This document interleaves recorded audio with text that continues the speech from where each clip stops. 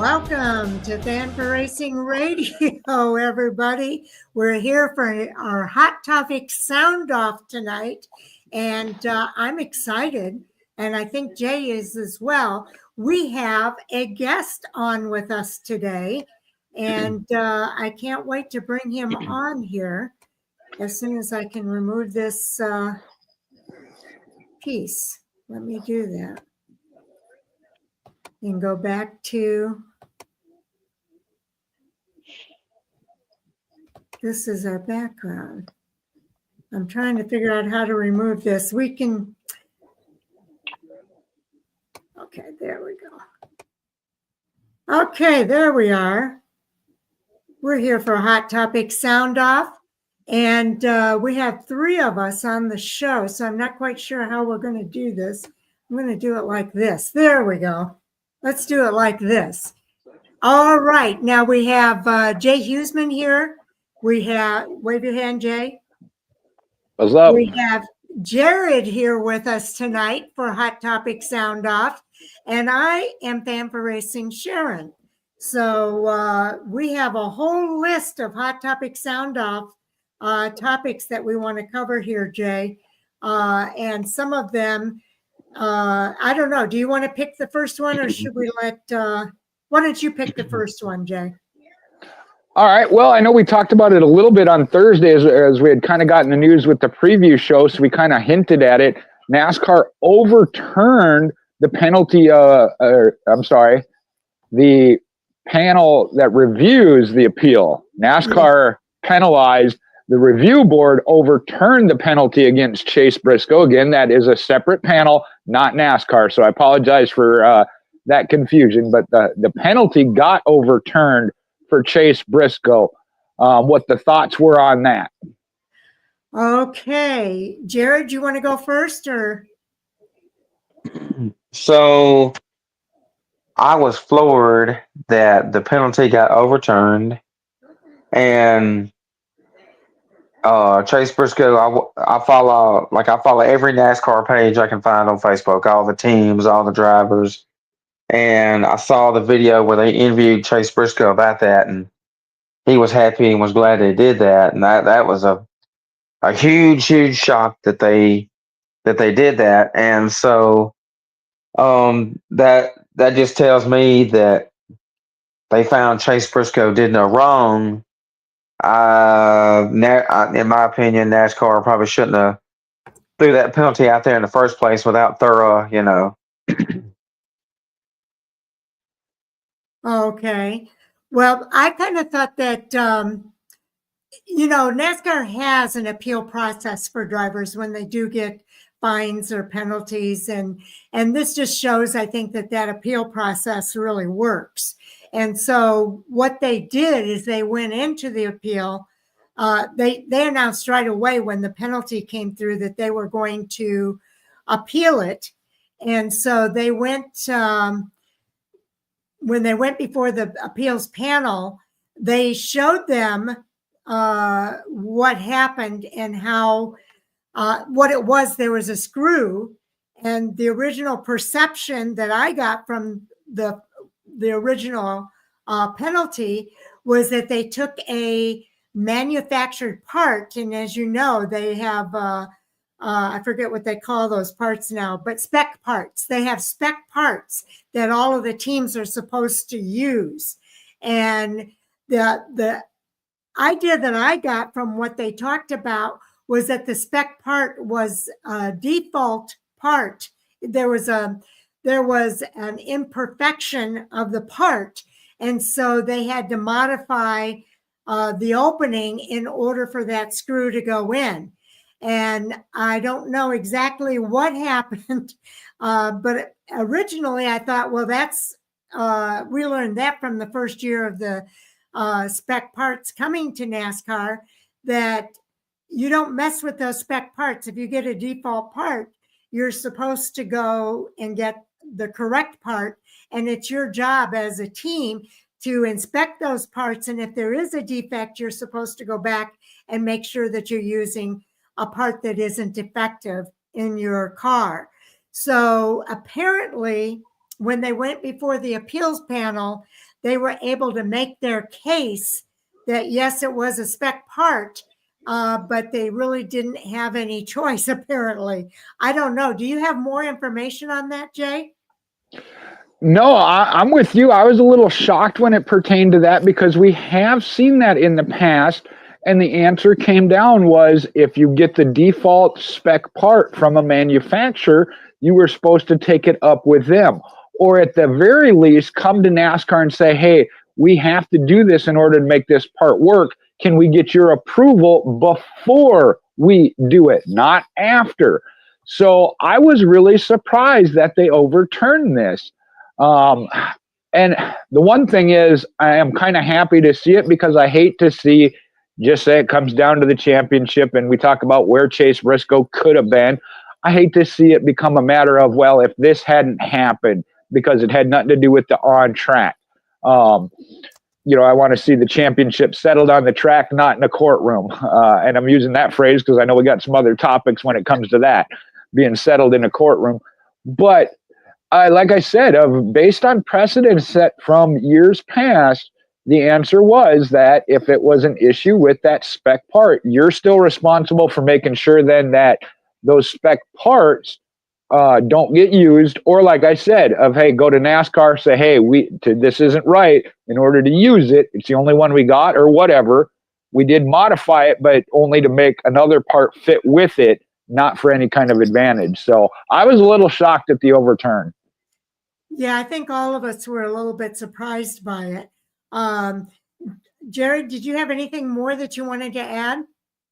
So I want to know why. So, okay. So I asked this to Chris Creighton and Taz Taylor and them because they do the Race Chat Live show. And I want to know why they didn't find all this before the race. Why did they wait till after the race was over to disqualify him? And I guess it was that. Okay. Please do.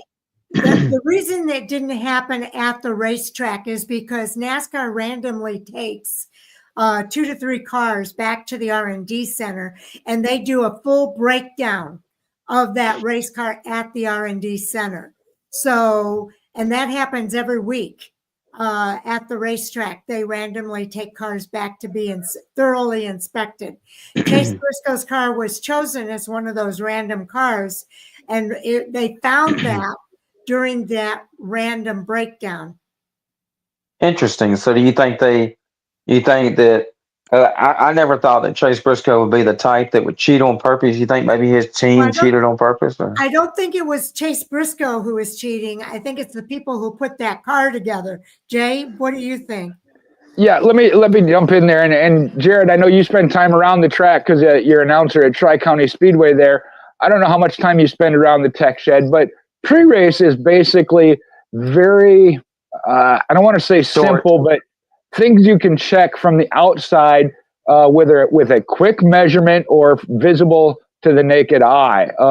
With that, when you take a car back for post-race inspection, they strip things down. In this case, the spoiler. You're taking every bolt and washer and the holes in the spoiler where it was screwed in, from my understanding, get checked, with a tool or whatever to check the size of that hole.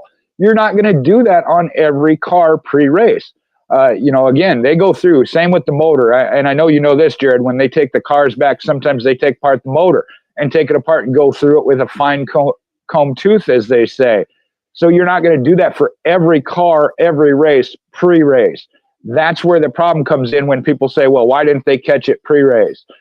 That's why. Pre-race is pretty much, you have the template. In NASCAR's case, they have the OSS, if I'm saying optical scanning system, I think is how all right. So yeah, that just hits those points from the outside perspective. Post-race, they're going to tear that. They said you got to come with the truck and pick up all the pieces. You don't come pick up the car. You come pick up all the pieces because they have stripped it down.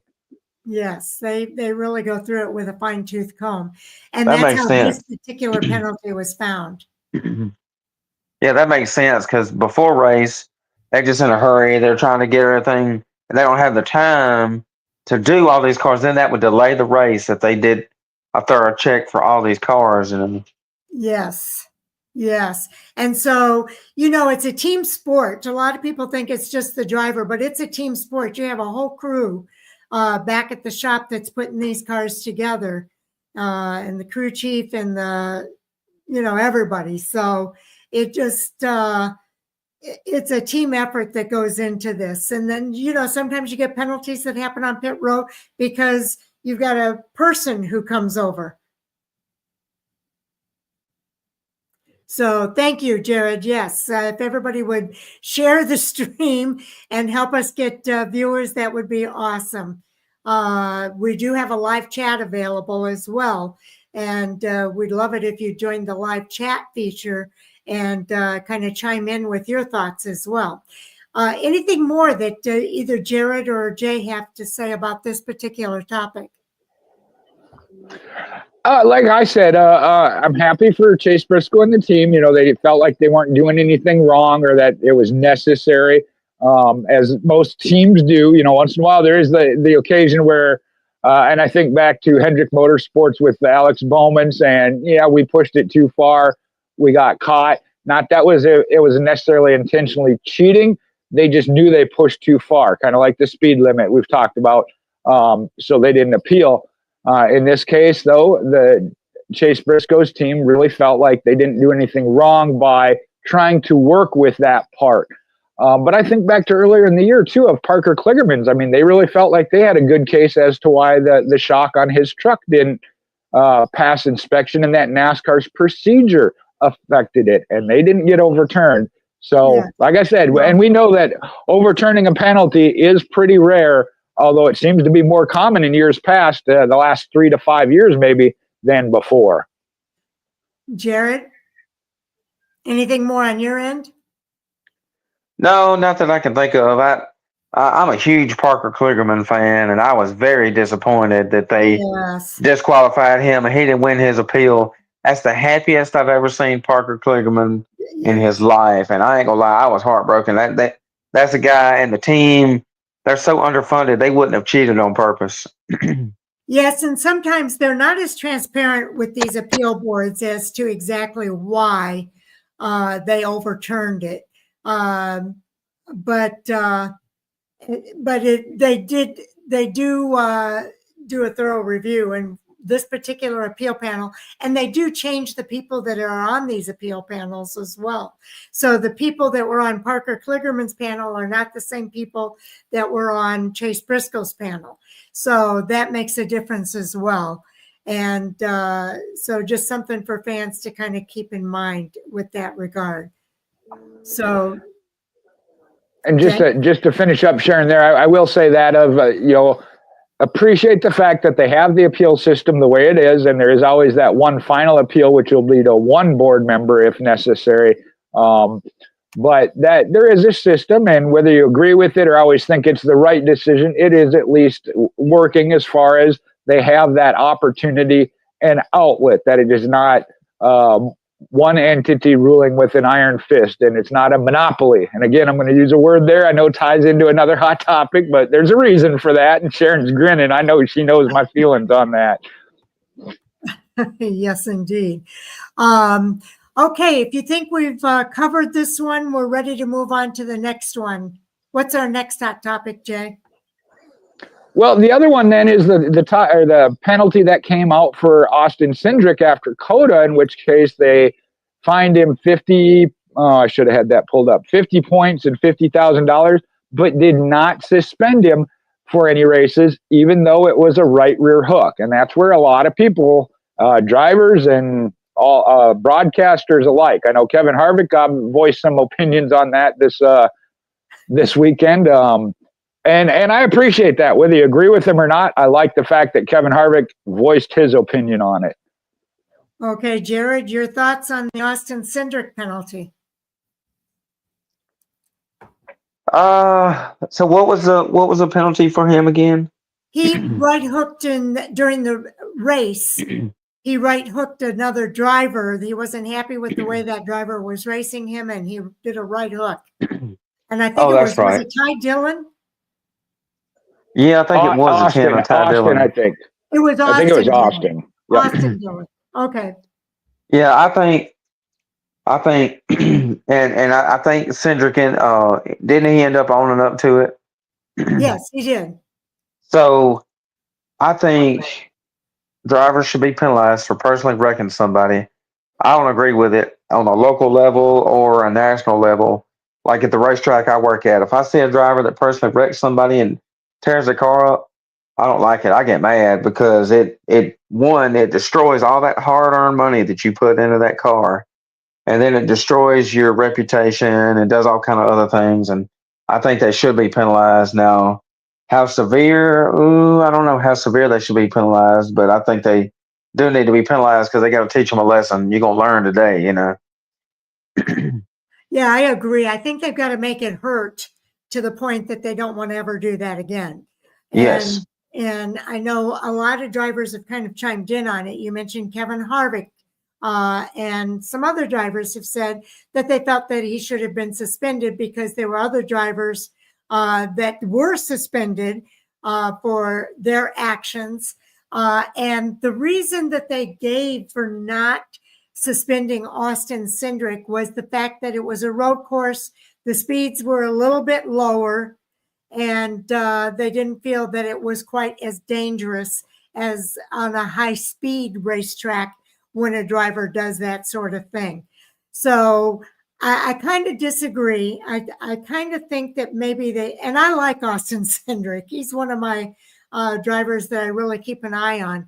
I don't think he would normally do that, so it had to be something that he was pretty frustrated about. But that's not a valid reason to do it. I think that they need to be penalized to the point. And I think the 50 points is a pretty heavy duty penalty. Losing 50 points is a big hole to kind of work yourself out of. Of course, if you get a win, you've worked your way out of it. So it's easy on one side of the factor, but on the other side of that, if you get a win, it's real easy to get out of it. So, but a win doesn't always come easy either. So a suspension maybe would have been more appropriate and more in line with what they've done in the past. But I kind of get NASCAR's point too. I'm one of these people, I see both sides of it, and it's hard for me to choose a side. But I do want the penalty to hurt. Jay, what are your thoughts? Yeah, I Sharon, with the fact that we're always so in sync, it is really tough. I understand not every situation is the same. I know listening to SiriusXM last week, that was a lot of what people were saying was they called it a right rear hook, and NASCAR said if you right rear hook somebody, that's going to be a suspension. However, on the road course, there is that runoff room. It is at slower speeds. However, some of the answers they give, I'm like, I can't buy into the fact that it didn't bring out a caution, didn't cause damage to the car or prevent them from continuing in the race, or didn't hit the wall. Because if you go to that level, then you're saying, okay, it's okay to right rear hook somebody or wreck somebody if they don't get hurt. And I know I'm taking it to an extreme, but that's what we're trying to prevent is a driver from getting hurt. Okay. In this case, when it happened, the car didn't hit anything, but you could have another accident at the same track, at the same speed, where it does get the car upside down or something happens. So then you say, okay, because this one involved damage or the driver got hurt or whatever, now it's a suspension. But in essence, it was the exact same thing, just with different results. And that's where I have a tough time with the fact that he didn't get suspended. And I just want to say, I agree. I don't like to see it happen, intentionally taking somebody out. And 50 points is a lot. You know, Sharon, you and I talk about this a lot. We're talking about 1 point here and there for the fastest lap and ties that we have being broken. So 50 points is a lot. However, you know, that suspension, like, and Jared mentioned that, that's really, hey, this is no joke. We got to have your attention. We got to have it stopped. So I'm kind of like you, Sharon. I'm kind of in the middle. And I don't want to see, and I feel like NASCAR's in that position as well of, first off, they don't even want to be involved in this. I know I've expressed my opinion when it comes to Formula One and contact. I don't want to see NASCAR have new people, and their job is to be a steward and call out if they think somebody touched another driver. NASCAR is a contact sport. But there is a line, and we know that. Where that line is, we disagree a little bit, but that one's a tough one. Like I said, I understand some of their philosophy, but on the other hand, it's like if you're going to wait to see how bad the car is damaged, and I know somebody put it up on X of, hey, the track owner car owner gave an amount as how much the damage was. If you don't think that was a lot, you come pay the bill. Yes. Jared, do you have a follow-up to that? Yeah, I agree with what he said. And like what you said too, is they got to have it steep enough, or penalties steep enough to where they won't do it again. They'll say, hey, I don't want to do that. I'm going to lose. But then 50 points, like y'all said, that's a lot of points. You'd have to have a lot of good races to earn that points back, and that would take forever unless you're just winning every weekend, just really good, like Christopher Bell 3 in a row. That's true. I don't have a lot of follow-up on this one. Do you have any more comments, Jay? Well, and I think one thing they might be looking at as far as that then is and I'm trying to think of the right word, of the history of the driver. We've seen that in the past, and I hate to call drivers out, but Ty Gibbs, Noah Gragson, when they were in the Xfinity series, when it got to be the second or third time, that was when they said, hey, come here, we got to talk. We've tried it this way. You're not listening. We're going to ramp it up. So that might be one where it is a matter of levels, and it's not a level of the situation. It's how many times you've been involved as a driver specifically that, hey, this is your second strike or this is your third strike. Sharon, as you put it, first time is an accident, second time is a coincidence, third time you're talking about a habit. Did I get it right this time? You got it right. All right. It's only taken 5 years to get that right. No. So that might be what they're looking at. Jared mentioned it. Austin Cindric isn't one that's normally involved in things like this, honestly. I can't think off the top of my head of another situation where he's been involved in something like this. So that might be the case too, that, hey, we haven't really had a problem out of him. He lost his head one time, and he did acknowledge it.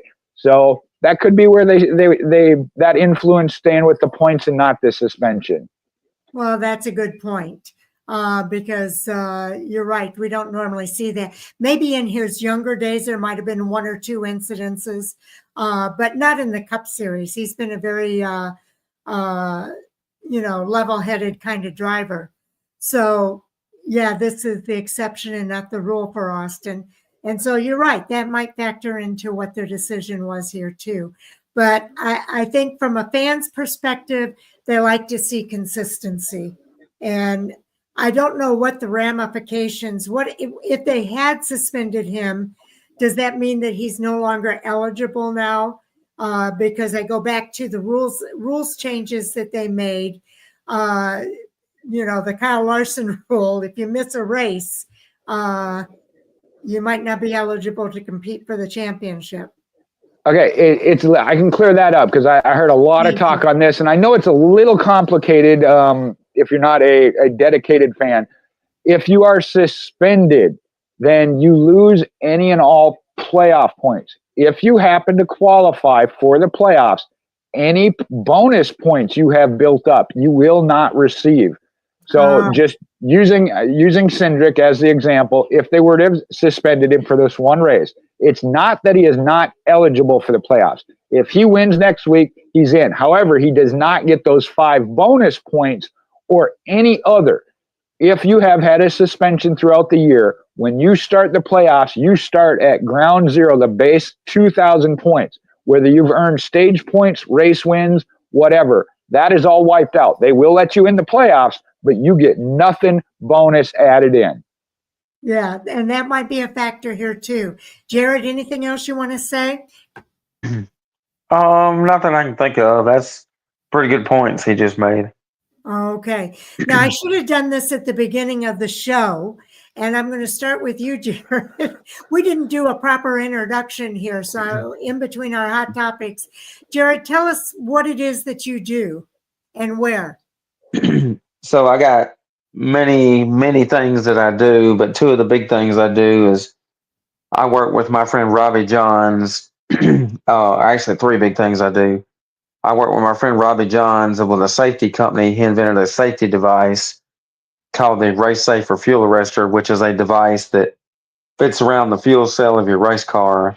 And if the race car gets damaged, the fuel cell gets ruptured in an accident, the fuel arrestor will act as a diaper and soak up the race fuel to prevent the car and driver from catching fire. Oh, good.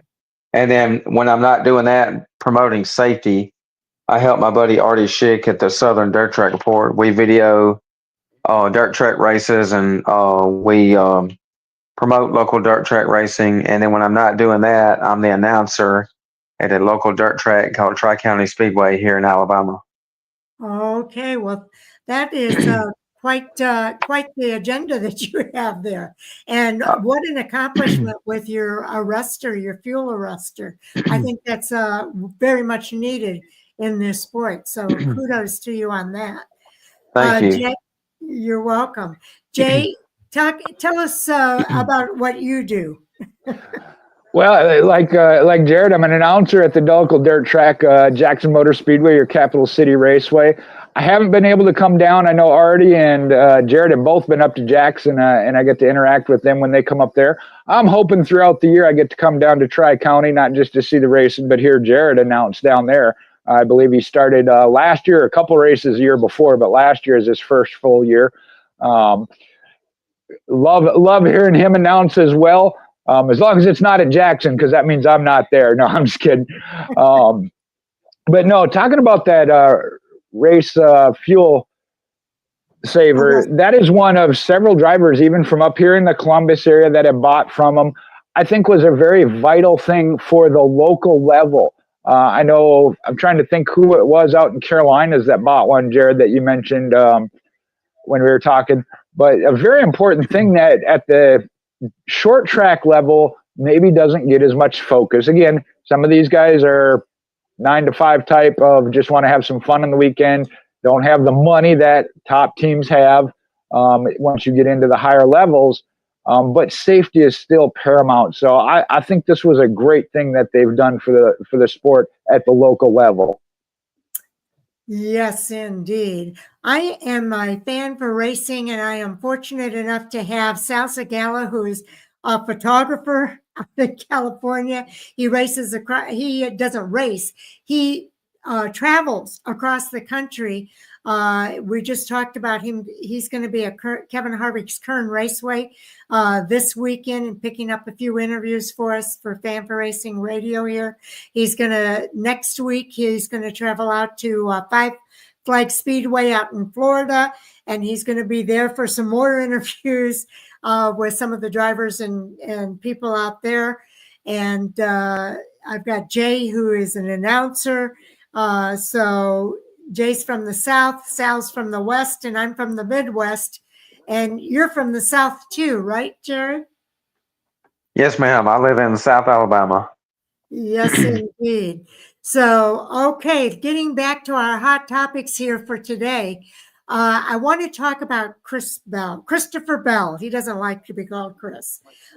Christopher Bell is just on a hot streak. He's won 3 in a row. We've had 4 races. He's won 3 of the 4 races in the Cup Series.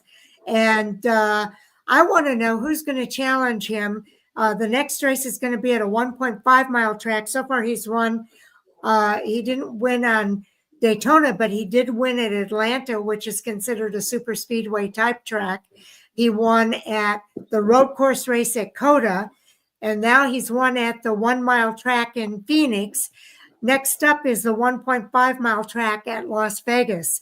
Who's going to challenge him? Jay, let's start with you on this one. Well, as far as directly challenge him at this point, clearly nobody. I mean, honestly, the way he started off, it's tough to pick anybody to go against him. But I think you've seen that William Byron with Hendrick Motorsports right now probably have to say is the most competitive. I know he got the win at Daytona. That's kind of a separate entity. But just throughout the season of quality runs throughout an entire race, William Byron is probably what I would say is the next top driver when it comes to that. But you got a couple others. I know everybody's comparing Chase Elliott, saying he's back on focus like we saw him prior to his injury a few years back. Ryan Blaney still being Ryan Blaney. You don't hear a lot out of him, but he's always right there. But I think we're still a little early in the season as to try and determine that, because we've seen that of other drivers have that hot start, but not finish out well. And honestly, William Byron falls into that category. Always seems to have a really good start to his season and just not be able to close it out at the end of the year. The scary thing is Christopher Bell is one of those we have seen close out at the end of the year. So right now, he definitely looks as if he's one of the strongest contenders for the overall championship. For me, and I'll talk about this on the second go round, but something to think about, the hot topic here is that ability to run other races. He hasn't had that prior to this year with Joe Gibbs Racing, because Joe Gibbs Racing wasn't a big fan of that racing in the Chili Bowl or other branches or types of racing on dirt tracks, sprint cars, midgets, and all that. And they have allowed that this year with Chase Briscoe coming over. That was something that Briscoe kind of was another one said, hey, I really want this. I want to come drive for you, but I really want this freedom. And we've seen that from Kyle Larson, and Kyle Busch has talked about it. So I don't know if that's what's really allowed him to keep his skills honed and be this hot to start the year, but it does line up with that. What do you think there, Jared? So I like Christopher Bell. I'm not a Toyota fan, but he's props to him for smoking everybody 3 races in a row, and he's got the record for what was it? It was some record that meant 3 wins in a row. He's tied, and if he gets one more, of course, Richard Petty has. That. Yeah, that's it. And then Richard Petty had 10 or has 10.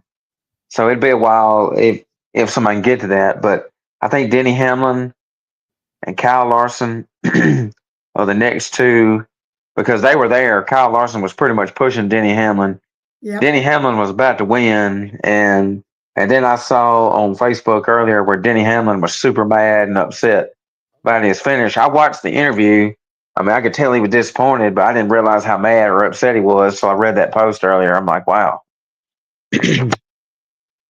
Yeah, I saw that too. And I didn't read the post. I didn't get a chance to do that today, but I saw the headline.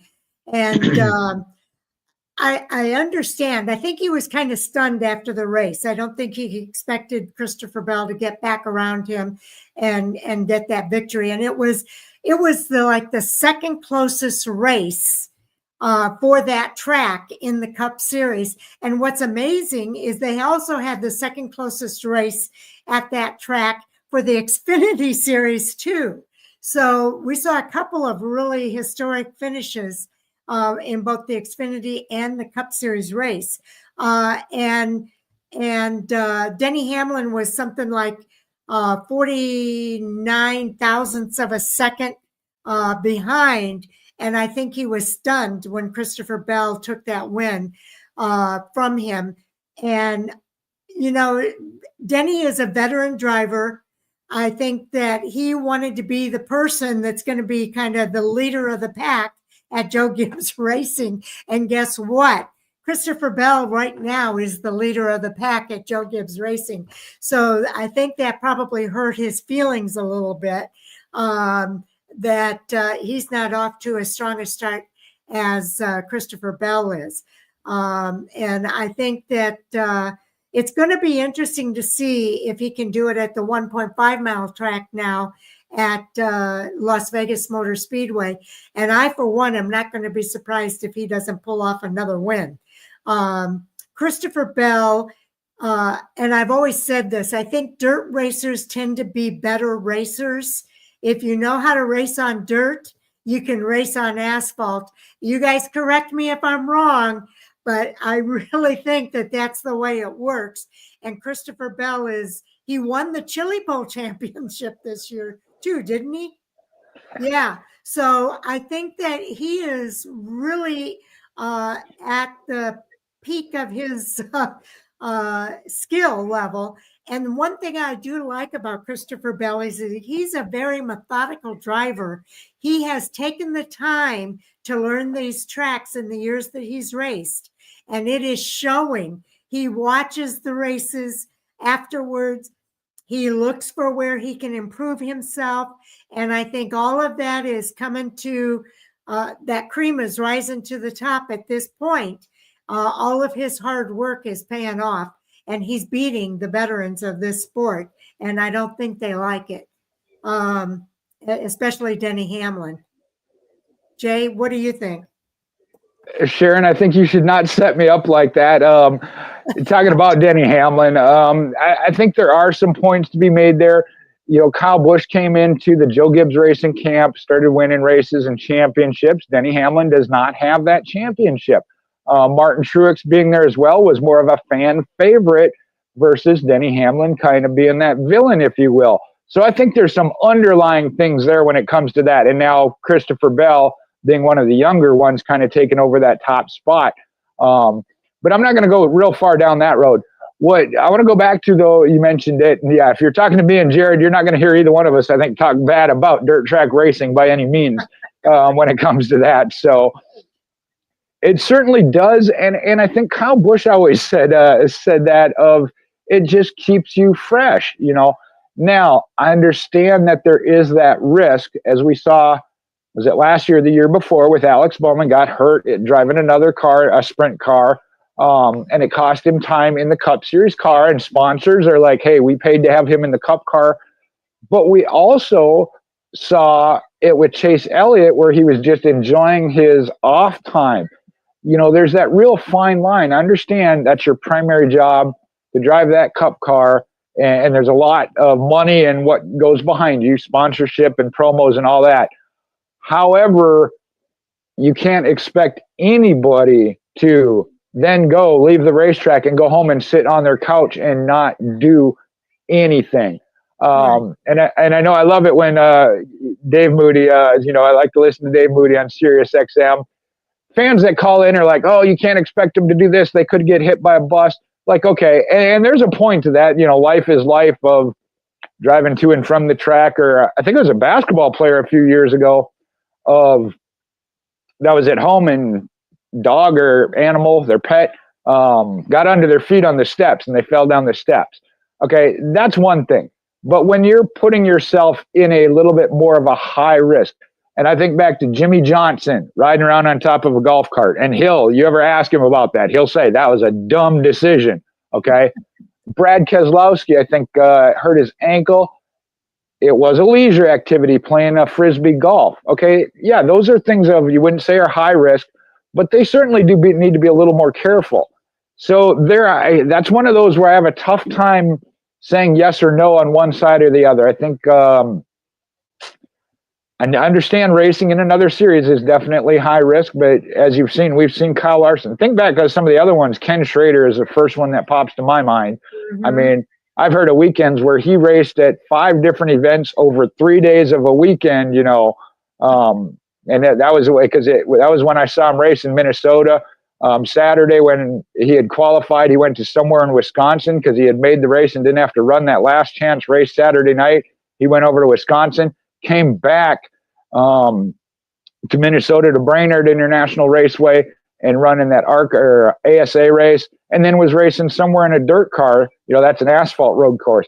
So there's something to be said of it, you know, racers want to race. So allowing them to do that. But like I said, I understand too, from a business sponsorship money aspect, that there's a reason they're saying, hey, you know, we don't want to lose our investment. So it's tough to say. And to say, I think there's like a limit as to how many, and I don't know the exact details, but there again, it's like, okay, you can only run the safe ones. Well, how do you know which ones are the safe ones? That's true. Jared, what are your thoughts there? Your So, follow-up?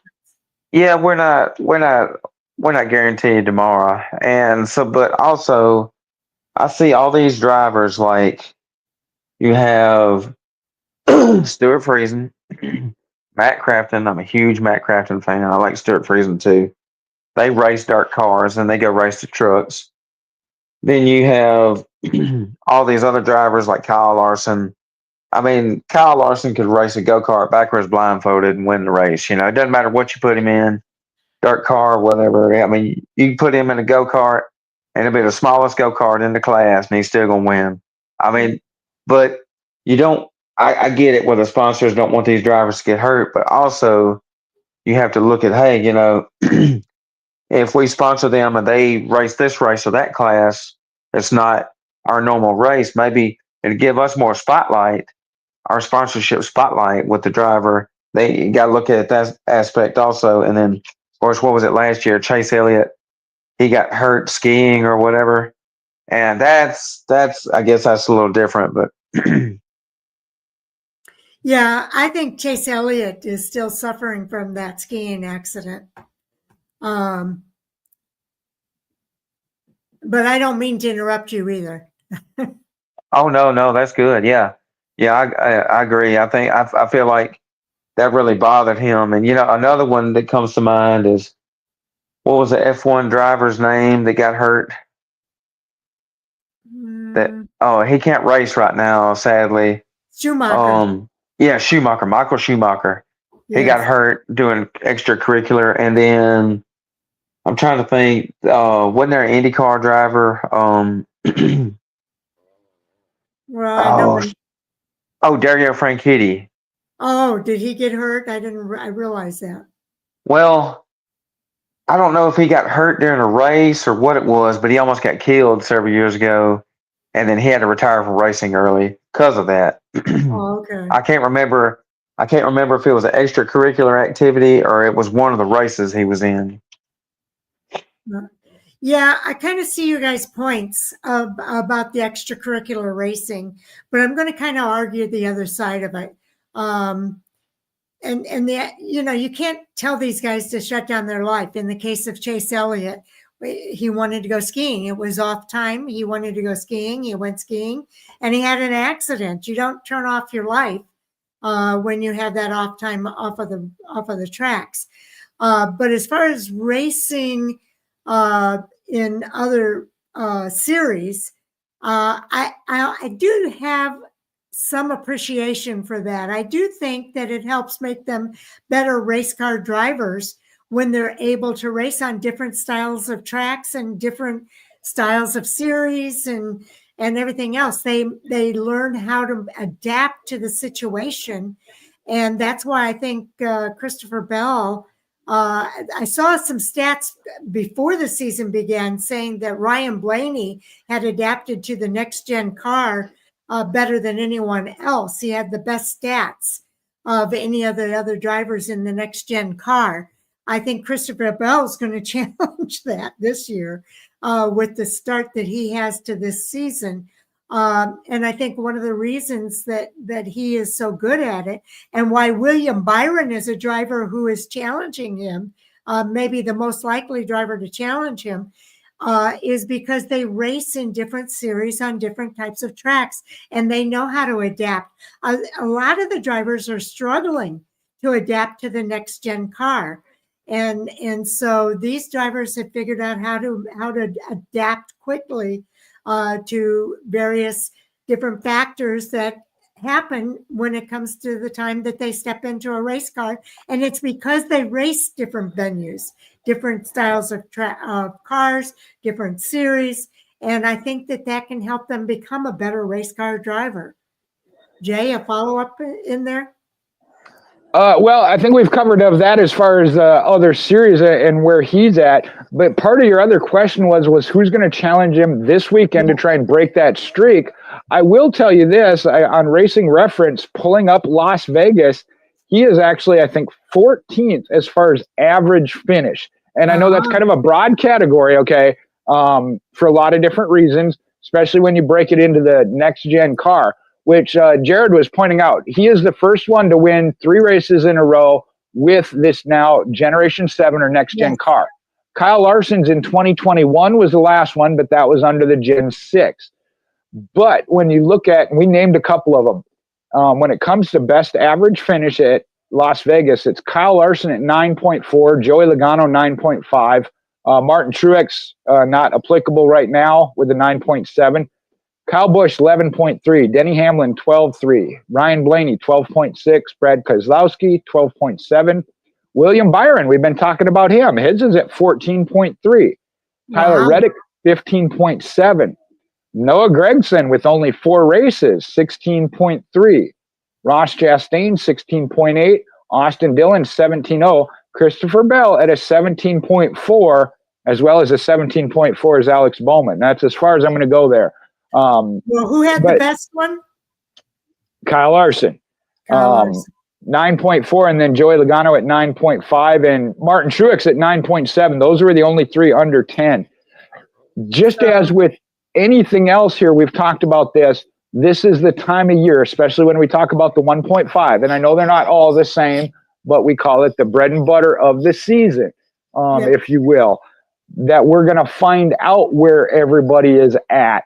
So I think this weekend we'll see if Christopher Bell got a fast start and on fire right now. See if he can maintain that where he ranks in that. But remember, it is, even though we're not under the old point system of points for the whole year, it does matter how you run at each style of track and throughout all year to set yourself up going into the playoffs, because then you have to be able to do that in that 10-race playoffs. So I think this weekend is a pivotal one because, like it said, this is a first mile and a half. We've had the road course. We've had the super speedway. We've had a short track. So I think this weekend is really going to set the tone of where everybody's at on all style of tracks. Okay, Jared. Jared must have stepped away. I didn't know if he had anything more that he wanted to say there. Okay, Jared. So, okay. Yeah, I think with Kyle Larson, he's got such a good record that interested to see how this weekend goes, and it's gonna be a fun weekend. Yep, I agree. And Kyle Larson could be the one. He is good on those 1.5 mile tracks. So we'll see what happens. Jared, do you have a hot topic you want to talk about? I like safety. Okay. And I'm the guy, I always call myself the safety Nazi because I'm the guy that nobody wants to talk to. Oh, he's going to try to sell me a fuel safety product, or he's going to try to, I can just see it. And I watch and hear reactions from local drivers and I hear all kinds of excuses why somebody doesn't want to be safe in a race car. And then I see race cars I look at the local tracks where I'm like, wow, that does not need to pass inspection. Like if this was a mill, this would be an OSHA safety violation. And that goes all the way to NASCAR too. I mean, I'm glad NASCAR is being safe, but like one thing we've run into with our safety product is that in order to get a product tested by NASCAR, it's so many thousands and thousands of dollars you have to pay just to have them test it and see if they want to use it or not. And, I wish it was more like I love Ryan Newman. I love Newman come out with the Newman bar when he had that flip 2 years ago or whenever it was. And I love the safety aspect, but I just wish more people took it serious instead of coming up with excuses why not to be safe, or it's time to quit worrying about how fast you can go and more worried about how safe you can go in a race car, because you got to come home to your family. You got to make sure that your family wants you home.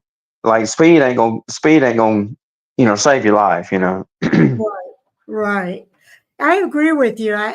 Safety should be paramount in all decisions, but I do feel that NASCAR puts a lot of effort, and it probably does cost them thousands of dollars to test a product to make a decision on it. And I know when they developed the Hans device, when they, after the incident with Dale Earnhardt, They talked about safer barriers, and they did put together a lot of safety enhancements. And it's been a while since we've seen someone be seriously hurt in a NASCAR race. So they have made the sport much, much better. But I've always said NASCAR is never going to be done evolving. Yes. They are continuously evolving, and it's never going to stop. So there's always going to be an opportunity to do something better. And if you have something that you think would make racing safer, NASCAR needs to be open to hearing what you have, and it needs to be more accessible for people like you that are coming up with ideas. So, yes. Jay, what are your thoughts there? Yeah, most certainly, and I think NASCAR has done a really great job of that, especially over the past several years. I know at the Hall of Fame, they just inducted, and off the top of my head, I cannot remember his name, the doctor that was involved with the safer barrier. And he mentioned the Ryan Newman bar. And I just think about this year, I know there's been a lot of discussion about that when NASCAR throws the caution flag, and they always say, we're going to do what we think is best for safety. And so I think that is a key element. And AJ Allmendinger said it. He said, I might be the one that gets screwed by it. I don't know if that was his word, but affected by it. He said, but if they show it is on the side of safety, I won't argue it, period, point blank, because that is the most vital thing. Yes. Yes. Anything more you wanted to say, Jared, on that topic? Okay. Just I love that NASCAR is. I love they got the safer barrier. I love they listening to drivers like Newman and keep adding stuff to the safety and like the Hans device. It kind of reminds me of like the product we have. Nobody took it serious until Dale Earnhardt got killed, and it took that because the Hans device was out long before NASCAR made it mandatory.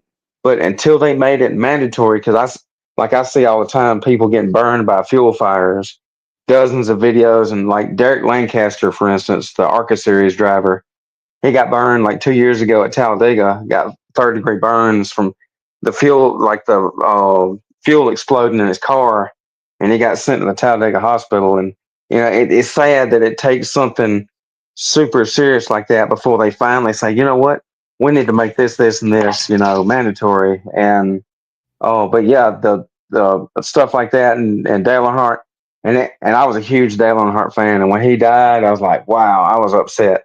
But it took him dying for that safety invention to be everybody uses it now. Mm-hmm. Dale Earnhardt was one of the drivers that didn't like to use those safety enhancements. I believe it. Well. Yeah, but it is unfortunate that something tragic has to happen before they do something about it. I know that was one of the concerns with the next gen car, the Gen 7 car that they're driving now. In the beginning, a lot of the drivers said that the foot pedal felt hot. They were overheating in the car, and things like that. And NASCAR did go back and try to do, they added extra vents for the heat to dissipate out of the car. And they did some things to try to make it safer for the drivers. But like I said, this is an ever evolving thing, and fires, man, that is no joke. You want to, if there's something you can do to make drivers safe from fires, you want to do that. Wasn't it somebody else? Jordan Anderson was injured in a fire not too long ago. That's right. He was in a truck, NASCAR Craftsman Truck Series. Yes. And I would love to reach out to him and just talk with him about what happened to get his perspective and show him, so, hey, we want people to see there's an alternative to help prevent what happened to you. Because like they say Jordan Anderson, he's underfunded like a lot of these teams. And I would love to get his take on what happened. Yes, that would be very good. I want to give Jay a chance to respond to this as well. Jay? Yeah, I know that there's still drivers, Jeff Burton being one, that are still very heavily involved as far as safety. I know that's always been a campaign he has stayed on, as well as a couple others. So, and I'm trying to remember. I know within NASCAR they have it's not the same as what you got, Jared, but they have the sponge. I don't know how else to describe it. Sponge within the fuel cell now that they didn't used to have. It's not the exterior, as you referred to it as the diaper, but the internal sponge that soaks it up. And I'm trying to remember of what happened on Jordan Anderson's, but that was a bad one. He was getting out of his car as fast as he could. Yeah, I am so thankful, praise the Lord, that because he was jumping out and that truck was almost pinched him between him and the wall. But in an interview, he talked about that. He said that risk was worth more than being in the vehicle and getting burned, that he was willing to do that. He knew that the wall was there and that he might get squished a little bit, but he said he wanted out of the vehicle. So, and there's another aspect of, think about the roof flap of if you can't get out from the side. Or whatever, the roof flap was another great one that we have fortunately haven't had to see utilized. We get to see it when drivers celebrate, which is a good thing. It's not being used for the purpose of the safety that it was designed, but that's a good thing. Absolutely. Absolutely. Thank you for bringing that up. I'm glad we were able to talk about it. And I would encourage you, Jared, to reach out to some of the drivers like Jordan Anderson, that have been impacted by this. And it sounds like they've already done something, right, Jay, with the sponge? Yeah, well, that's been several years. And I'm trying to remember exactly what it was. But think about it. Anytime anything happens, any kind of crash, any type of fire, NASCAR does confiscate that vehicle. And I say confiscate, take that vehicle back to the R&D center and go through it very thoroughly. They got all the electronics now for in-car data, and they analyze that and analyze that and analyze that, and I could keep going because they want to make sure that they figure out how to make it better. NASCAR is very big on that. They're very diligent. Yes. It's like when Kevin Harvick's car had the electrical fire like 2 years ago. Yes. And Kevin was mad. He's like, well, how come NASCAR hadn't done nothing? And I never heard what became of that, but I know NASCAR investigated after Kevin Harvick said something. Yeah, I know that we don't hear that complaint from the drivers as much as we were, how hot it is and everything. So they must have done something to help make it better. If I'm not mistaken, that was when, hey, Bogey, sorry, I just got nudged. That was one where it was, they had a couple of the fire or smoke in the sidewells was getting into that foam, the safer foam, which again was a very important safety factor. But there was some problems where that's where it was causing the problem. And there were several, Kevin Harvick's being one of them. And again, the one thing I will say again when Kevin Harvick got real loud and vocal about it, NASCAR was already looking at it, but they don't want to make a knee-jerk reaction. And Sharon, you used a great word. Be very vigilant about it, because sometimes, you say, I want to find a fix, and you fix it, but then that creates some other problems they hadn't thought through. So NASCAR wants to be diligent about it. Same thing with and I go back to Kurt Busch. Sharon, you mentioned it with this next-gen car. There was some talk that the car was too stiff when it hit the wall, that all that impact was going to the driver. Okay, and NASCAR was concerned about it, but they weren't going to just immediately do something the next week. And I know I heard a lot of talk about that, of had they reacted quicker, maybe Kurt Busch wouldn't be hurt.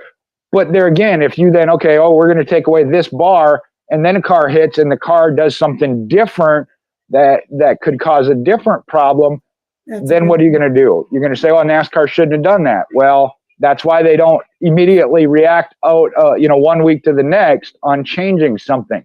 They run it through tests. They run it through AI and projections and all this to make sure it's the best thing. And we always know that, I talk about the safer barrier and whatnot.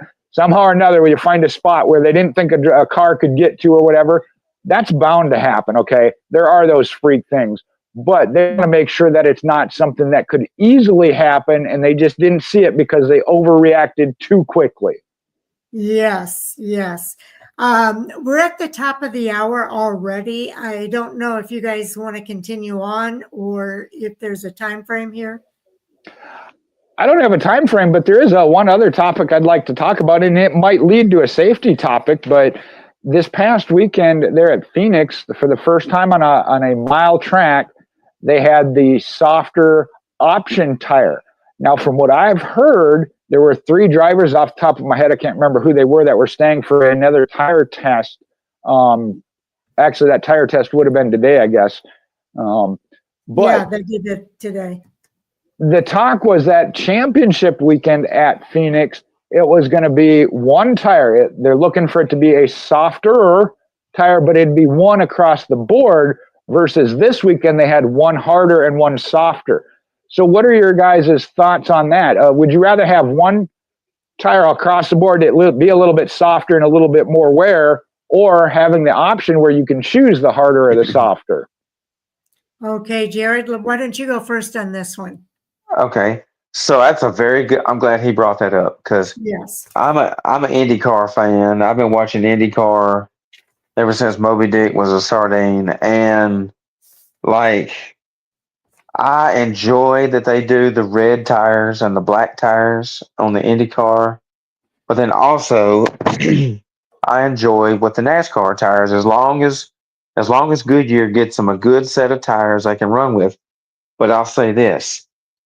Ryan Preece, I love me some Ryan Preece. That 60 car, I wish he could finally win him a Cup Series. But anyways, he had the red tires on his car, and he was pulling a Darrell Waltrip and going boogity, boogity, boogity, let's go racing. He was passing everybody and the mother left and right with them red tires. And even the announcers, because I love Fox announcing. I like it better than CW. And I love how the announcers were all like, hey, look at him going through the field. And he was passing all them drivers like a husband taking his pregnant wife to the hospital. You know, I mean, I was impressed at how fast he was with the red tires. But then as they went along, the tires started getting rough. And then right there, what was it, 20 laps to go or whatever? That was actually, it was Ross Chastain or somebody had pitted, and they took 12 lap, is it a 12 lap or 20 lap old red tires because they just like the red tires that much more. They were used, but that's what he wanted. And I think it was good. Now, the red tires were faster, but they didn't hold up as well as the black ones. Yep. Oh, excuse me. I agree with you guys. I think that the option tires was kind of a fun aspect to the racing this weekend. And it was fun to watch. There were several. Joey Logano ran up through the field. Ryan Preece ran up through the field. Ross Chastain. And part of the challenge there was when was the right time to put on those red tires and get that advantage. And it put the strategy into the team's hands, because that was the crew chief that had to decide when was the best time to put those tires on for the driver. And you're right, they came back and got some scuffed red tires at the end of the race. Ross Chastain's team put those on his car. And so we got to watch a lot of different things play out. But from the driver's point of view, I can see too where they would want to have one tire. So I think that was the purpose of the tire test today. Let's decide which one tire we use at this track. And then we might see NASCAR have the option tire for a different track somewhere down the road. Maybe it's not Phoenix. Maybe it's a different track that they wanted. They're not happy with the tire. So they're going to try out a couple of different types of tires and see which tire is the best tire for that track. I like that they're going through that process and really looking at real race conditions and which tire runs best. So I'm a fan of it, but I do think they need to do it at different tracks to find the best tire for those different tracks. Jay? Yeah, I'm not sure which way I want them to go, because as we saw, go back to Bristol, I think was one of the places where they tried the softer tire initially. And we obviously had that freak weather condition where it was way outside of what they expected. But we also saw some drivers then that handled that. And Sharon, I'm going to go back to what you said earlier. I think that's where your dirt track drivers have the advantage of managing tires. Denny Hamlin, though, is one that we saw as just an overall veteran of racing, handled it really well. Whereas a young driver, and I think it was Ty Gibbs, did not. I mean, he's like, hey, I got good tires, I'm going to burn them up. And he did, and it cost him. So if you're going with one tire for everybody, that's a softer tire, you have to have that tire management skill. That's the aspect there. If you have two tires, where you have in a NASCAR, it's a yellow and red, the prime versus the option. Right. Then you run into like you were saying, it's a matter of strategy. The only downfall I see to that is kind of what we saw, certainly when it was done in the All-Star race, a little bit here at Phoenix, but not as much, is, well, everybody saves them until the last two stints of the race, stage 3. I mean, that was your goal, was to try and save them both sets that you were authorized for the final stint. So if everybody goes to the softer tire at the same time, there's really no change. Everybody's doing it. Now, the way the race played out, Joey Logano, you're talking about him. He's the one that had to go to those 20-lap scuff ones, because when he got the penalty and had to come in and pit, that put him behind. He was forced into a position of, hey, to make that up, we're going to use one of our sets up now, and thus put him in that position of having 20 laps. Another caution came out, so they were partially used. So the advantage is then when to use it. And you don't know, because even if you save them till the end, if you don't get cautions where you get to go and put them on, it may bite you. How are you going to feel if you got a set of really good tires on the pit wall, but never had the chance to use them? Well, then you think back, oh, should have used them here, should have used them there, had them on already. So I think there's advantages to both ways. I don't know what NASCAR is going to look at or talk to the drivers what they prefer. Overall, I think going with the one softer tire, because then it's strictly about tire management, not luck of the draw where cautions fall, and trying to strategize. But I did like the fact of this weekend, there definitely was some strategy of when and how, where to put them on. So there's value in that too. So I don't know which is the better option, honestly, but I like the fact that they are bringing it. And the reason I say it goes into a safety issue. Sharon, I don't even think you go back that far back when they had the Hoosier as well as Goodyear, and we had what was called the Tire Wars. I know I got to read about it in the history books. I've heard about the Tire Wars. Exactly. Okay. Because the teams were just or the tire companies were too aggressive in trying to outdo the other. They crossed that line of safety of them being too soft, and it being a danger, blowing out and having issues. Mm-hmm. Jared, any additional thoughts? Yeah, I think I like the fact that what he said about the softer tires, and it makes them want to have to do tire management and save the tires, and it brings the drivers, and then it puts the ball in the driver's court on being smart and managing their tires and not abusing them and save them, because you can burn your tires up real quick. Ask Jimmy Johnson; he'll tell you how many times that he's done it. Well, and Michael McDowell burned through his tire real quick. Yes. So yeah, and I think the other thing that one of the reasons I think Michael McDowell had an issue, and we talk about this all the time, is that NASCAR or Goodyear, every race gives everybody their PSI for the tires. And they say, this is the recommended PSI that you use. And drivers looking for every competitive advantage they can find will play around with that PSI and lower the inflation on the car. And then they end up, it's a risk versus reward. They end up blowing out the tire. That's what I think happened with Michael McDowell. I think he played with the PSI, not him personally, but his crew played around with that PSI, and he ended up burning up those tires as a result. So the drivers are always looking at risk versus reward. It didn't pay off for for Michael McDowell and maybe some others as they played out their strategy. But it makes the race interesting when we have those factors for them to play around with. Jay? Well, I know you've heard this once before, Sharon, and Jared's probably going to crack up here, but I like when we talk about doing that one tire and then it being tire management, that puts it in the hands of drivers like Mr. Excitement, Jimmy Spencer, or not Jimmy Spencer, Spencer Hughes. Sorry, I got overexcited myself. The other one, though, Sharon, you know this back to the Can-Am series. Harrison Burton and Todd Gilliland are two that definitely learn that from short track racing, not necessarily dirt track racing, but from short track racing.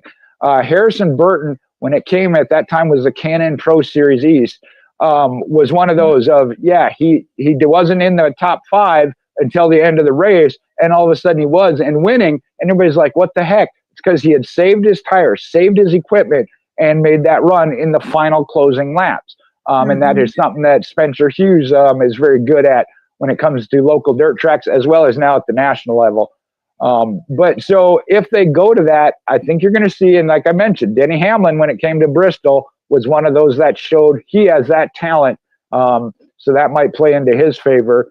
And drivers will have to learn it too. And then it goes back to, like you said, Sharon, of if Goodyear says, hey, we've done our test, again, use that word due diligence. They're doing the test. They did the test today. If they come with, hey, this tire is softer, but it's still safe if you stay within our recommended tire pressures. You go outside of that with the tire pressure or the camber in your tires, then you're putting that in your own hands, not ours. Don't blame the tire for that. Exactly. Jared, you'll appreciate this too. Talking about Ryan Preece. The announcers were pointing out that he was hardly using his brake when he was up in the lead of that race. Yeah. And they were saying, this is how you do it. You're trying to save the tires. So that's awesome. He can do it. I can't wait. I've seen him win truck races. I've seen him win just about anything. I'm just ready for that Cup Series to come. Yep. It will. Okay. I think that's one of those you're talking about, Ryan Preece, of, again, a short track modified drivers, especially in that Northeast Touring Series, which I know is broadened out. It's no longer just the Northeast, but your modified drivers, that is a huge aspect when it comes to them, is tire management, no doubt. Okay. Now, one more topic. I know none of us really want to talk about this, but we've got it on our list and we've got to say something. So we'll leave this for the quick take on.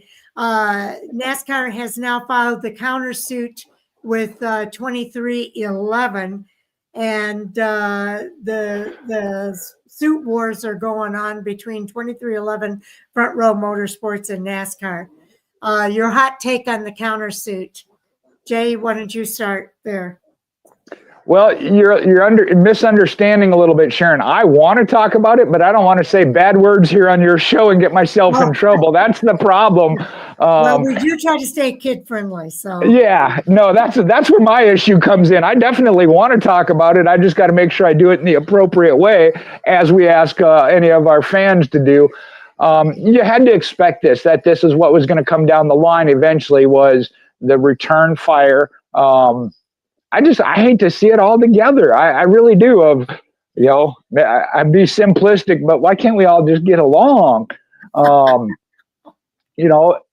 Other teams expressed things they wanted. NASCAR, and I know this goes way back to when the process of the charter system originally took so much longer. There were 8 items that the teams were saying they wanted, and they got 6 or 7 of them. I still feel like 2311 wants the cake and eat it too. And in my opinion, honestly, right now, got it. And I might have to turn this over to Jared in a minute before I have to mute myself. The fact that they got approval or the injunction to run as a charter team this year when they refused to run or sign the charter agreement and then filed the lawsuit. I don't agree with that ruling altogether. The fact that they got it, NASCAR said, okay, but since you got that, if you don't win this case and we end up winning, you're going to owe us some money. How NASCAR didn't get the injunction to say, hey, you got to have another account and build up some money in case you got to pay us back. I just didn't see how NASCAR didn't get that benefit. I'm really not happy, and I'm going to mute myself. I'm hitting my own mic mute here. Okay, Jared, you've got the mic now. Okay, so yeah, I kind of see his. Yeah, I see he's kind of. Well, I'm okay. I like the fact that Denny Hamlin and Front Row Motorsports stood up, as I call some people are, well, I guess the bully, so to speak. And I felt like NASCAR was kind of, bullying their way, and they stood up to them and they said, "Hey, we're not going to let you police us around. We want what's fair and what's right." And I ain't the biggest Denny Hamlin fan in the world. He's not nowhere near my top 10 list, but I will have to agree with him and Michael Jordan on that stance. They wouldn't have stood their ground if they hadn't had a real, sure enough, legit case. And I didn't think they was gonna win, because I thought, you think NASCAR being the big 15 million lawyers, however many they got, and then when NASCAR countersuing, I know a lot of people are thinking, so, oh, that's NASCAR just being childish. They just need to let this go. And I don't know. I'm just interested. I just wish they would stop this altogether. NASCAR needs to make it right. They need to all get together and come to an agreement. And let's go back racing. Let's quit the childish stuff. And Yeah, I want to just provide a little bit of clarification as to what's going on here. And we've covered some of this in previous episodes of Fan for Racing Radio, back when we were on Blog Talk Radio when this first started last year. But what happened is that 2311 and Bob Jenkins, there you go, Front Row Motorsports. Yeah, Front Row Motorsports wanted a bigger piece of the pie with the media rights deal that NASCAR put together. NASCAR gave them 50% of the media rights deal, okay? And these guys weren't happy with it. It was more than they've ever had before. And I said this then, and I'll say it now. I think they want to evolve NASCAR faster than what NASCAR is able to evolve to. And so getting 50% of that media rights deal, or pretty close to 50% of it, is, I think, a fair deal. Now, they've been negotiating for over 2 years. And that deal that they gave them in September, where they said, we need you to sign this by end of day today, they told them, everything has been negotiated up to this point. We've redlined the things that are currently need to be addressed and have been discussed. And we're asking for everybody to sign this by midnight tonight so that we can move on before we get into these playoffs. And this was after the playoffs have even started. And 13 of the 15 teams did sign it. Not everybody was happy. Everybody had their own ideas of what they wanted more of. But the negotiation process had been going on for 2 years. It was time to bring that to a close because you have to plan for the upcoming year. You can't keep negotiating for an indefinite period of time. So that point came in September, and they asked them to review the redlined items and make their decision and sign by midnight that night. It wasn't the entire thing that they had been negotiating for 2 years. And I think 2311 and Front Row misrepresents that sometimes when they're talking. And so 13 of the 15 teams did sign it. And some of those teams said, even though we may not be totally happy with it at this point, there's next time when we negotiate the next time that maybe we can get what we're looking for. And other teams said, it's still better than what we've ever had before. So I'm responsible for my team. I'm responsible for these organizations. We're going to sign it. And they did. Now, 2311 and Front Row didn't. And I think that they have every right to do that. First of all, I'm going to say that they have every right to say, we don't want to sign it. But then don't come back and say, now that it's said and done, that we want an injunction to get those rights that we turned down in September. I think that was wrong. And I disagree with the judgment in that. I think that NASCAR has every right to countersue at this point as well. I think NASCAR, when I think about organizations, I think NASCAR is one of the ones that have really taken the time. If you think about the Bill France eras, it was my way or the highway. And they had many discussions in the Red Hauler where they told drivers exactly that. You need us a whole lot more than we need you. Because there's other drivers in line. And if you don't like it, you can go on the highway. And that's the way it used to be. It's not like that with NASCAR anymore. NASCAR is listening to the drivers. They're listening to the fans. They're listening to the team owners. They're willing to negotiate and go through this. Now, NASCAR has already said if they lose this lawsuit, they're taking the charters away. And the charters are the best things that have happened to these teams. And I really can't blame them if they decide that they want to take the charters away, because it's not worth it to them to go through this every year and face a lawsuit because somebody didn't get what they wanted in the negotiations. Be a better negotiator. They obviously were not good at their negotiation. In the process that NASCAR went through for a 2-year period. So, and NASCAR's countersuit is saying that Curtis Polk from 2311 has organized and rallied against NASCAR. And, that's not appropriate either. So I think that NASCAR has every right to file their countersuit. I think it's going to be interesting to see how it plays out, because it's based on whatever judge hears these counterpoints. But I think that NASCAR has their right to countersue. I think that 2311 and Front Row Motorsports have their right to do what they're doing. But I think you got to look at the bigger picture, and you got to know what you're talking about when it comes to these things, because there are so many different factors. And you remember, Jay, we were going through every suit, looking at it line item by line item to know exactly what was going on with these things. So I think it's going to be interesting. Jay? Oh, okay. First, I want to say that it wasn't happening, but it is interesting. Right, exactly. I mean, and I understand that, and that's why I've been thinking of how to choose my words very carefully here. But I want to start by saying we're going to set the example of, we can disagree, because Jared and I are still going to be friends after this, but we do disagree a little bit here. Yeah.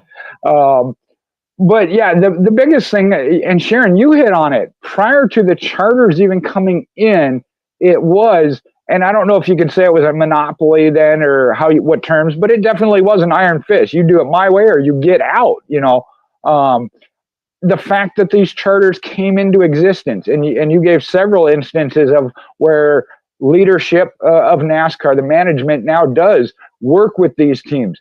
Second off, the second point here is, when you look it up, and you can look it up in the dictionary, a compromise is you give and you get. You don't get everything you want. You get some of it, and you have to give up some of what you wanted and didn't get.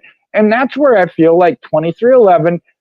And I read one recently and I don't remember who wrote it, so I'm not going to try and put it. But this article was saying they felt like maybe Bob Jenkins and Front Row Motorsports kind of got drug into it, of just so that 2311 wasn't alone. But that's their decision. If they feel like that 2311 was on the right track, I got no problem with them voicing that opinion, which several teams did. But when it came time, at some point, as Sharon said, it's time that we have to move on. We've gone back and forth. We've debated. We've negotiated. We've given, but we can't give it all. It's time to set that aside and go racing. And that's where I just, like I said, I don't think that, and that was the one, I think the one thing I said that the teams as a whole that were negotiating got 7 of the 8 things they wanted. The one thing they wanted that NASCAR would not give on was making the charters permanent. It was still I believe, 7-year deal, if I'm not mistaken, and paralleled with the TV rights deal. So that was the one where NASCAR said, no, we're not going to give you that because we don't know what the future holds. And I fully support that. I hadn't heard that if they lose this lawsuit that they'll take them away altogether. And I'm with you, Sharon. I mean, think back. It used to be that when you got out of racing, you had nothing other than to sell your parts and pieces, which a lot of times were outdated, or you got, what did they say, like 10 cents on the dollar for it in return. This gives them something of value to get back out of it. And I'm sure you can talk to Chip Ganassi and talk about what value he got out of it when he got out of racing, because he sold both teams in his shop and everything to a new incoming team. So the value is very clear there, in my opinion. Now, as a whole, like I said, do I have a problem with them expressing some difference of opinion of what they'd like and try to change? No. I just don't like the way they went about it and taking it to the courts. Like I said, we're talking racing, and it's not about racing now. It's about lawsuits and lawyers and judges and whatever else. And I think about it this way before I throw it over to Jared. There is, think about your track, Tri-County. If they say, hey, these are the rules we're going to run, and drivers say, hey, we want a different set of rules, they'll talk about it. But when the race season starts, they're going to say, no, this is the rules we're going by. If you don't like it, you're going to have to run somewhere else. Jared, we really are interested in what your perspective is, because we're just looking at it from our perspective and what we've read. What is your perspective? Y'all studied that more than I have, I can tell you that. And I looked at it as like when Denny Hamlin in 2311, because I was thinking, so well, they felt like they was being bullied and they wanted more of a fair deal for everybody. And then they interviewed Rick not Rick Hendrick. I've seen on Facebook. Yeah, Richard Childress. They interviewed him the other day. I saw it on Facebook. I can't, if it was Bob Parkers or whoever it was, they interviewed him, and he said, well, basically, we just had to go with the deal because we didn't want to. Basically, he didn't want to upset things. He just wanted to go with the flow and didn't want to. And then I follow Kenny Wallace, and I watch his show, Coffee with Kenny, on YouTube. And Kenny Wallace mentioned the other day that the France family has done come under fire so much from all this stuff over the years. Then now the lawsuit that the France family is actually looking to sell NASCAR. And Kenny Wallace was talking about who would buy NASCAR. And of course, that's probably a whole nother topic, but I thought that was interesting. He tied that in with the countersuit. Yeah, and you got to wonder if that isn't part of the motivation, because who has the money to be able to buy out NASCAR? Somebody like Michael Jordan, right? So, and I like Michael Jordan. I'm from Chicago. I'm not from Chicago. I'm from the rural Illinois, but I lived in Chicago for 40 years. I was there during the Michael Jordan years in basketball. And I'll tell you, that team ruined basketball for me because I couldn't watch basketball after that for a long time. But, and Michael Jordan, I loved watching him play basketball. But I will tell you, I think that he might have some ulterior motives here. And Kenny Wallace may have hit on that. And we'll see if that's the case. The proof is going to be in the pudding. That's speculation at this point. I will say that it is speculation. And I think the fact that NASCAR has said that they will remove the charter system if they lose this lawsuit feeds into that speculation. And we've heard it over the years. I've heard it, God, in the time that I've been following NASCAR, which has been, since the early 2000s, we've heard rumors about somebody trying to buy out NASCAR off and on, even during that time and over the years. So it hasn't happened during that time, but this could be a vulnerable time where NASCAR might say, okay, we've had it. So we'll see what happens, but it is speculation. I will just say that. Jay. Yeah, I was going to say, I don't know. Hopefully we get to go around at least one more time here. I know we've done our two, but that's one of, I think back of, at times, and everybody makes threats, but it never happened. Bruton Smith at the time, who owned half of the tracks in NASCAR with SMI, threatened to go and start his own series. And there again, I kind of want to use that and give that back to you. 2311, I say Denny Hamlin, but I know he's got Michael Jordan as a partner. It's a team, but you think you can do better, go start your own racing series when it comes to that. And there are other racing series you can go to. Yes, this is the top stock car series. But like I said, if you have a track and you say, hey, these are the rules, you want to race here, you got to follow them. I think about no different of say you come to my house, you don't have to wear your shoes or a hat, and I'll throw my dad out there.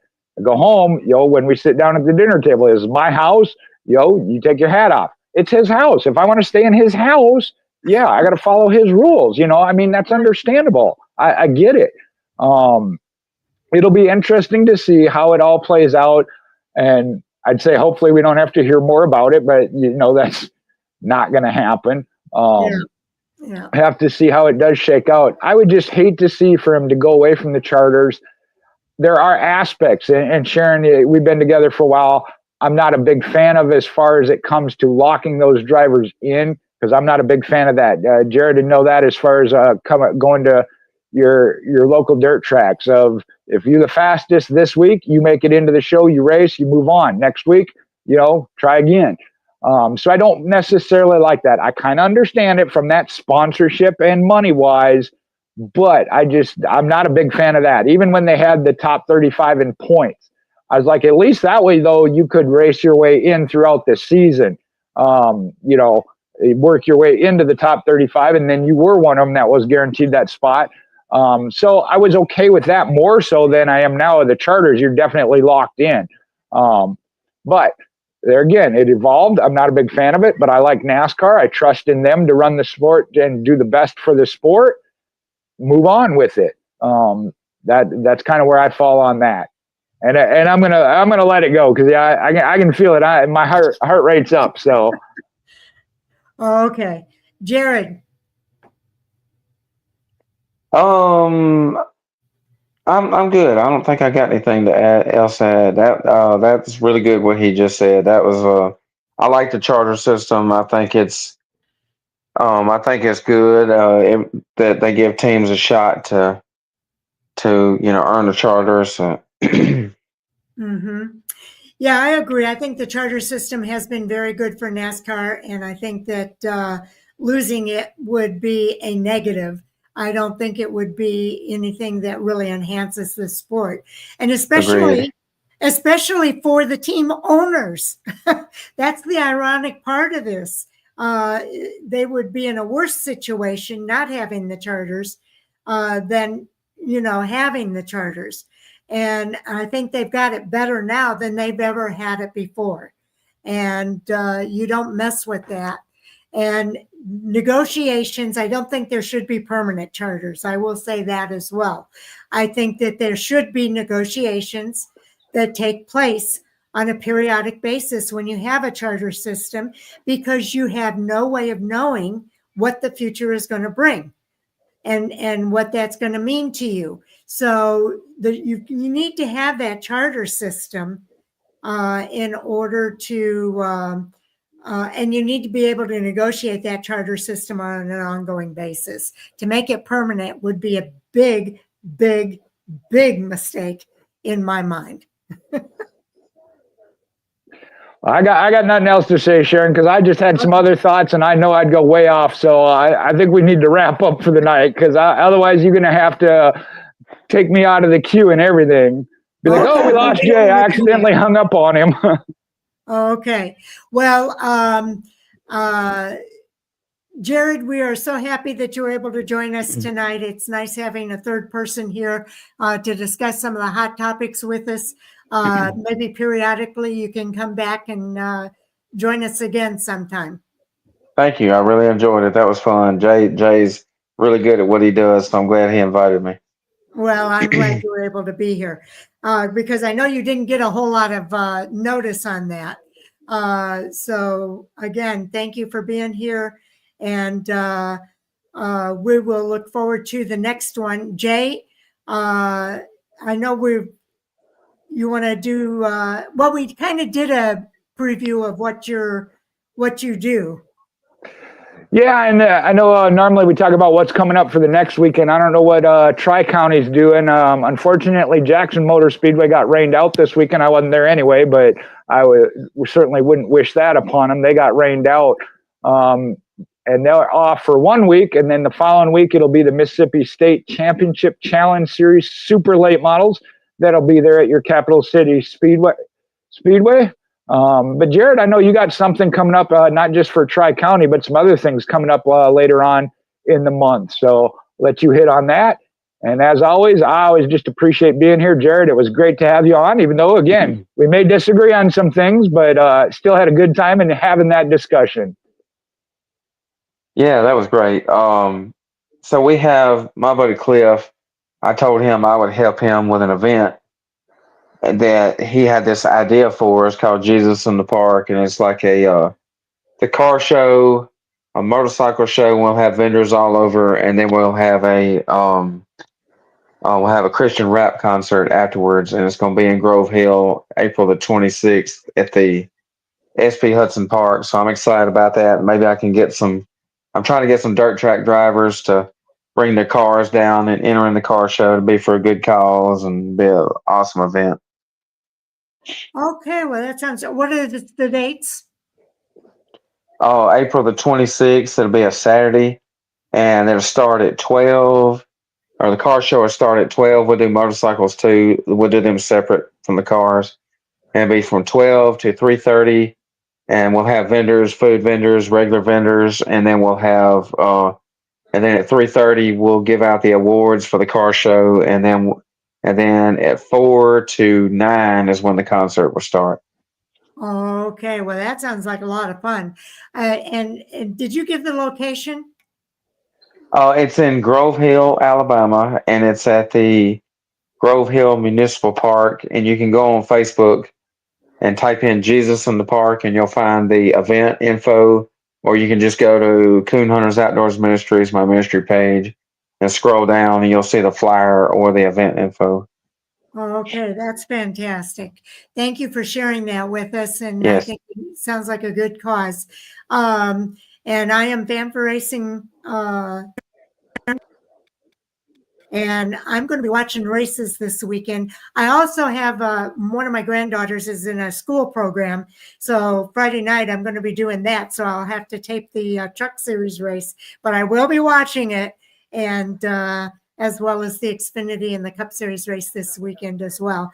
Can't wait to do the reviews on Monday.